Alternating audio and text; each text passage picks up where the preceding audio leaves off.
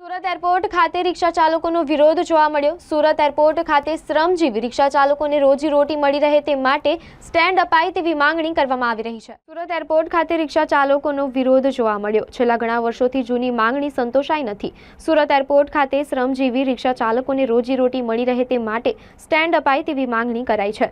શ્રી સાઈ રિક્ષા airport union દ્વારા વર્ષોથી એરપોર્ટને અરજી માંગણી કરાઈ છતાં કોઈ નિરાકરણ આવ્યું નથી। એરપોર્ટ ઓથોરિટી દ્વારા માંગણી સ્વયોગ્ય નિકાલ આવે તેવી માંગણી કરાઈ છે। મારું નામ મેહુલ ભરતભાઈ ચીનીવાલા છે। હું સુરત એરપોર્ટ પર સેક્રેટરી છું ઓટો રિક્ષાનો। અમે અહીંયાથી વર્ષોથી ધંધો કરીએ છીએ। આજે વર્ષો થઈ ગયા, આજે અમને એરપોર્ટમાંથી બધાને બહાર કાઢી નાખ્યો છે।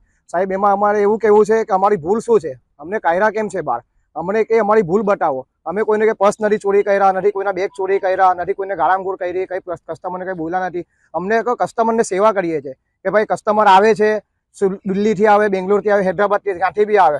હવે કસ્ટમરને ટેક્સીમાં નહીં જવું હોય, ટેક્સીવાળા 800-1000 રૂપિયા ભાડું માંગે। પ્રાઇવેટ ટેક્સીવાળા, ઓલા ઉબેરવાળા કહે કે ભાઈ એક્સ્ટ્રા પૈસા આપવું પડશે, બરાબર? કસ્ટમર કહે કે ભાઈ આમાં જે બિલ છે તે જ પૈસા આપશું, એનાથી વધારે પૈસા આપશું નહીં। એ કસ્ટમર સાથે તકરાર કરે લોકો। કસ્ટમર ચાલ્યો જાય, કસ્ટમર રિક્ષામાં આવે, રિક્ષામાં અમે લઈને ગઈએ, એને મૂકીને આવીએ। એ કંઈ વસ્તુ ભૂલી ગયો તમે એને વસ્તુ બી પાછી રિટર્ન કરી દઈએ, કાં તો એ માણસ નહીં મળે તો પાછો અમે એરપોર્ટ ઓથોરિટીમાં જઈને પૈસા જમા, જે વસ્તુ મળી હોય તે જમા કરાવી દઈએ છીએ। અને બીજી સાહેબ કે અમે હમણાં જો રિક્ષા લઈને અંદર ગઈએ ને તો અમને પોલીસવાળા મા બેન સિવાય ગાર આપવા સિવાય અમને રહેતા છે નથી। ગમે તેવી ગાર આપે છે કે તારી માં ને તારી બેન, આવું કે હમણાં પ્રેસના સામે અમે બોલી નથી શકતા, પણ અમને ખબર છે કે પોલીસવાળા અમને શું બોલે છે। અમે તો પોલીસના બી વિરુદ્ધ નથી એરપોર્ટના બી વિરુદ્ધ। અમે તો ખાલી એટલું જ કહીએ છીએ, અમે આમ આદમી છીએ।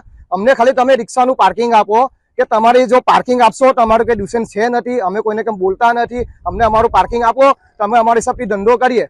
અમે સવારથી લઈને 6 વાગ્યાથી લઈને રાતના 3 વાગ્યા સુધી એરપોર્ટ પર હોઈએ છીએ। અમારા કસ્ટમર લોકો બી અમને કહે છે કે મેહુલભાઈ તમારી રિક્ષા કેમ નથી આવતી, કે નિલેશભાઈ તમારી રિક્ષા કેમ નથી આવતી, નિક્કીભાઈ તમારી રિક્ષા કેમ નથી આવતી। હવે કસ્ટમર લોકોને અમે શું કહીએ કે ભાઈ અમને રિક્ષા બહાર કાઢી નાખી છે। હવે અમે આટલા બધા પૈસાવાળા તો છે નથી કે રિક્ષા વેચીને નવી ગાડી લઈ આવીએ। અમને એમ કહે કે તમે ગાડી લઈ લો। હવે ગાડી લેવા માટે બી સાહેબ 10-15 લાખ રૂપિયા હોવું જોઈએ, ત્યારે અમે જઈને ગાડી લઈએ। હવે રિક્ષા અમને કેવી રીતના, રિક્ષાને અમે કાગળથી લઈને બધું જ અમારું ઓકે હોય। અમે આઉટ સિટી બી, આ તો કઈ નહીં, લોકડાઉન હતું પૂરું લોકડાઉન, ત્યારે બી બહાર વાપી, દમણ, સેલવાસ અમે રિક્ષામાં પેસેન્જરને મૂકવા ગયા છે। કર્ફ્યુ લાગેલું અમે તે નહીં જોતા, કોરોના થાય તે નહીં જોયું, અમે બધો ધંધો કરીને ચૂક્યા છે।